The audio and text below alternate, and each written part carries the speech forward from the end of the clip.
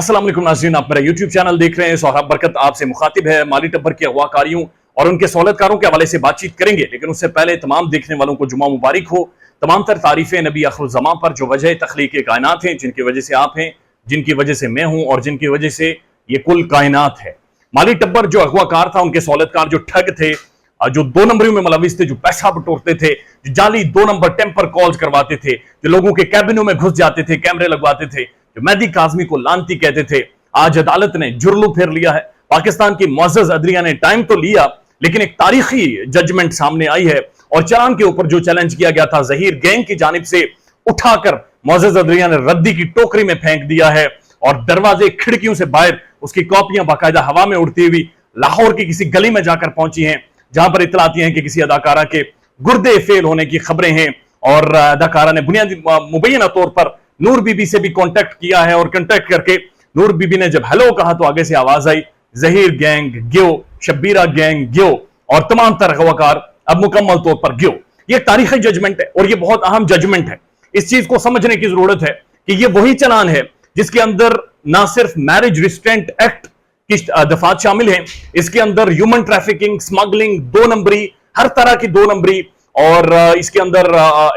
एजेंसियों और इदारों से धोखाधड़ी, इस जैसे संगीन दफात शामिल हैं। और इसको जब अदालत ने नाकाबिल समात करार दे दिया, उठाकर बाहर फेंक दिया, रद्दी की टोकरी में फेंक दिया, उसकी कापियां हवा में उड़ाकर शब्बीरे के मुंह पर दे मारी हैं, तो उसके बाद यह बात बड़ी एविडेंट और क्लियर हो गई है कि ये लोग मुलविस रहे हैं, इनका गठजोड़ रहा है, ये लोग हर तरह सतह पर मौजूद थे। तो मुअज़्ज़ज़ अदलिया इस बात को यकीनी बनाए कि गुज़श्ता दिन जो आर्ग्यूमेंट हुआ था, जो बातचीत हुई थी, और वो बातचीत ये थी कि अगर हम इस जो चलान है उसके ऊपर आर्ग्यूमेंट करते हैं और अगर मुतमईन ना कर सके मुअज़्ज़ज़ अदलिया को, तो उसके बाद एमएलओ के ऊपर हम लोग आर्ग्यूमेंट नहीं करेंगे। तो मुअज़्ज़ज़ अदलिया को, उनके ऊपर पूरे पाकिस्तान की आम लोगों की, साफियों की, तमाम लोग जो इस केस को जुड़े हुए हैं, फॉलो कर रहे हैं, उनकी नजरें हैं और वो देखना चाह रहे हैं कि अब एमएलओ के हवाले से भी कोई डिटेल ऑर्डर आए, जजमेंट आए। मंडे वाले दिन एमएलओ हो और ट्यूसडे वाले दिन 36 साल अदाकारा के लिए भी फोर्सेस भेजी जाएं, इदारे के लोग भेजे जाएं और बाकायदा से ढोल धमकड़े के साथ उनकी भी गिरफ्तारी अमल में लाई जाए, नूर बीबी को गिरफ्तार किया जाए, बच्ची का मेडिकल हो, एक फेयर ट्रायल हो और पाकिस्तानी जो कम्युनिटी है ना सिर्फ उन्हें इंसाफ होता हुआ महसूस हो, बल्कि नजर भी आए और अदालत खुलकर लोगों को बयान करे, एक्सप्लेन करे कि ह्यूमन ट्रैफिकिंग कैसे होती है और कैसे इस गैंग का, इन लोगों का